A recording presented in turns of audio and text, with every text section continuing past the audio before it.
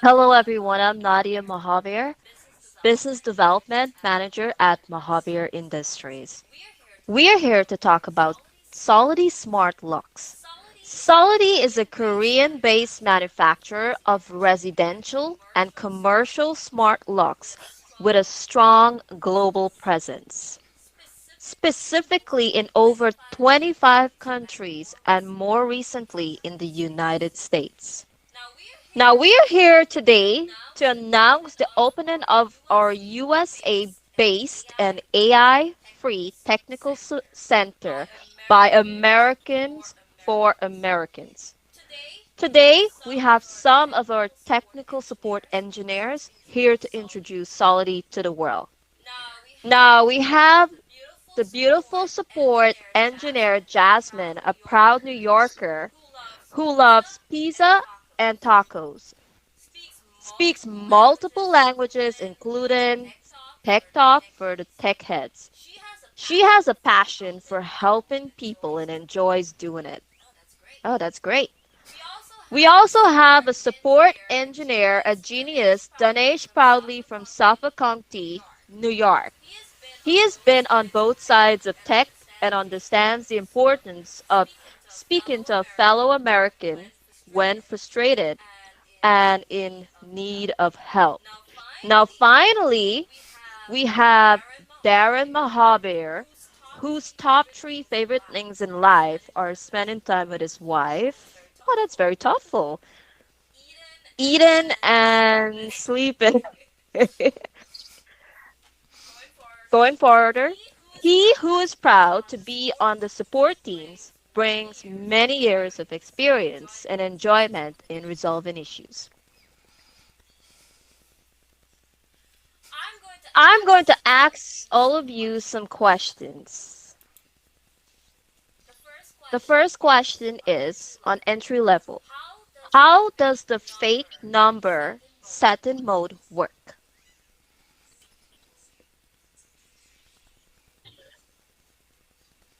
The way the fake number setting mode works is basically when you're trying to input your PIN code. Say if someone is behind you and you're trying to put in your PIN code and that person is trying to see your PIN code for future reference, you can input multiple numbers before you enter your PIN code. So that person behind you does not know your specific PIN code. Hey, Denise, quick question. Is it the same set of numbers every time? Because what if they're behind you and they see the code and then like they go back to your door later on? Can they punch that code in and still work? No, it's not the same code always. You could choose different numbers each different time you are trying to get into your house. So every time you are trying to put in a PIN code, you could select any sequence of number and then put in your PIN code, and then your door will unlock. And it could be any amount of number, but it cannot exceed 20 numbers before your PIN code. So Okay. you have up to 1 to 20. You cannot go over 20 numbers. And how's that programmed? Like, is that at the lock or can you do that through like the app? You have to activate the fake number setting mode by entering your administrator PIN code and then pressing star twice and then pressing the number 3. Oh, And okay. then to deactivate it, you just do the same thing over and hit the number 5. Okay. That sounds simple enough, and it sounds like a typical user could get used to it to do that. But and that's just one-time programming, right? You don't have to keep doing that. Yes, Nice. once it's activated, you just put in any sequence of number and then your PIN code and your door unlock. Nice. So that's great for like I hate to say it, but like single women, teenagers, college students, Yeah, don't want to leave anybody out or highlight any particular type of situation, but it's it's realistic. I think it's a good thing. I like that feature. I'm not sure how yeah, popular it is with other manufacturers, but I'm glad we have it. yeah, it's great. It's a great tool. Next one. Okay, so how do you reset the handle lock in direction? And please, the person to ask answer the question. Can you unmute? The rest, please mute. So to reset the handle lock direction, you're going to need your administrator PIN code. You're going to press star twice. The number 2 should light up. You're going to go ahead and press that and then press star again to confirm the locking direction. And it's pretty easy. That's great. When would somebody want to do that? They would want to do it in case like the deadbolt is like on the other side of the door, so you can change the direction easily because sometimes certain doors are very different. So this lock makes it easy for you to change the direction. Nice. Do you need a locksmith for that, or can anybody do that? No, anybody could do it. Nice. Literally, like a second grader could do it if he wanted to. Oh, so I can do that too. All right, awesome. Okay, Okay, next. so the next question is why and how can I use this for an Airbnb? Oh, I can answer that one. Okay. So Airbnbs, for people who don't know that, is essentially a house that people rent out as a hotel. So sometimes the homeowner manages it, sometimes it's a company that manages it for several people. Now, the way an Airbnb works is you have to give access to the customer or to the guest. Now, you can either give them a key or give them a PIN code. It's very popular now to give people a PIN code, like a guest PIN code, and you could just deactivate it when the guest leaves the home. Typically, it's just the front door. Sometimes you give them front and back door if it's like a pool involved. But you want to be able to set up a PIN code, just a PIN code. You don't really want them to have a fingerprint because, I mean, you could, right? If it's something you want to add or charge extra for, or just if you feel like you want to do that for your customer, for your guest, you can. But a PIN code is typically more common because a fingerprint would imply that they're going to be there for a while, unless they are going to be there for a while. Sometimes people rent Airbnbs for weeks. So uh, you would do that a PIN code. It is good to if people are sharing the Airbnb, like say a group of friends are on vacation and they rent the Airbnb and it's an entire house. You may want to give them multiple PIN codes for each person just so it's just for security purposes, right? If somebody steals something from the place and you look in the logs and you see just Steve logged in with his PIN code, you know, okay, well, let's call Steve. Let's see what's going on here, right? Or say Rebecca logged in, somebody logged in with her PIN code. Let's find out if she did it. Things like that. That would help with security, right? Access control sort of, or permissions, things like that. You want to keep track of who's going in there. That's how like that's why Airbnbs are going to love it because one, you don't have to keep giving keys. Two, you restrict their access from the facility after their visit, right? And then three, you kind of know it's kind of acts like an access control system where you know who's going in and out, right? Unless they're sharing the PIN code with each other.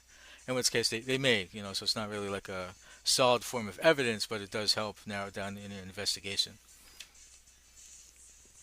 So that's it. That's my answer, and I'm sticking to it. Oh, that's great. Thank you. Now, next question. This comes with mid technical skills. What is the right way to set up a fingerprint? Hey guys, let's answer this at a high level, so we don't need to get too technical. But even if it's a high level answer, it's still mid technical anyway. So um, I know Jasmine's really good at this one. She's actually the one who wrote the white paper on this for Solity. So can you answer this one, Jasmine? Of course. I'd be happy to answer. So when it comes to setting up a fingerprint the right way, you're going to open up the lock and do the register button, add your PIN code, your administrator PIN code, and you're gonna hit pound, and then the three should light up, and you're gonna hit the three. But before you even register your fingerprint, you want to assign it a number so that way in the future you're able to delete it. You can also name the fingerprint in the app and you can delete it right away. But in case, like, you don't want to do the app, you should assign it a number, and then you're going to register your fingerprint 3 times and you're all set. Oh, good. I had a fun idea. Just So for fun, can you say it in Spanish? What is it? No, can she answer that question in Spanish? Oh, She speaks multiple languages. Come on, it'll be fun. Okay. can you answer that question in Spanish? Yeah, I can. So, en orden para poner tu huella en el sistema del cerejo, vas a tener que ir atrás al botón de registración, ahí por las baterías, luego después vas a poner tu código de administrador, vas a poner pound y luego el número 3 va a estar ahí, vas a presionar 3, pero antes que pongas tu dedo en la huella, vas a tener que dedicar un número para esa huella. Lo puedes hacer por la aplicación, pero también es mejor que lo hagas ahí nomás porque decir si lo quieres, ya no lo quieres en el sistema, nomás lo puedes borrar así con el número que le dedicaste el dedo. Y luego después de ahí que ya le pusiste su número, le pones tu huella ahí 3 veces y ya está todo listo. Oh, wow, Lanina, muy bien. I That would was like to share awesome. my experience. Please So go I ahead. set up I set up my lock on my door, and I have assigned 4 fingerprints on my lock at the front door lock. So for each individual, I just enter the administrator code and let everybody scan their fingerprint on the scanner. And then in the app, I renamed each and everybody name in the app, so I know who it is that comes in and goes out. That's actually pretty cool. I like both options. I really like the fact that you can use the app for like if it's a single point of administration. So like for a homeowner, you're the only person Mm. working on it. I think that's great. Only thing that's challenging is if you have to share like administrative duties with somebody. So like for an Airbnb, I would say I would personally say, I mean, an app is easier, right? But it's good that we have both options because sometimes you may lose your phone or you may not have access or you may need a locksmith to do it for you, some things like that. You don't want the locksmith to have access on their phone. So I love both options. I think that's great. And thank you for sharing that about your real life experience. Just so everybody knows, we all have these locks in our homes. So, we're like not just, just people who do this for a living, like just as a job. This is our life. We actually got these because we like them. They're actually pretty cool. First time in my life, I had a door that actually talks back to me. And to add to that, my family like mainly is Spanish speaking. So with the GT10 BK, I was able to program it to actually talk back in Spanish. So it makes it easier for them. Nice. Very Cool. nice. Wow. Nice. Now all we need to do is say it in New Yorker. Hey, close the door. I'm walking over here.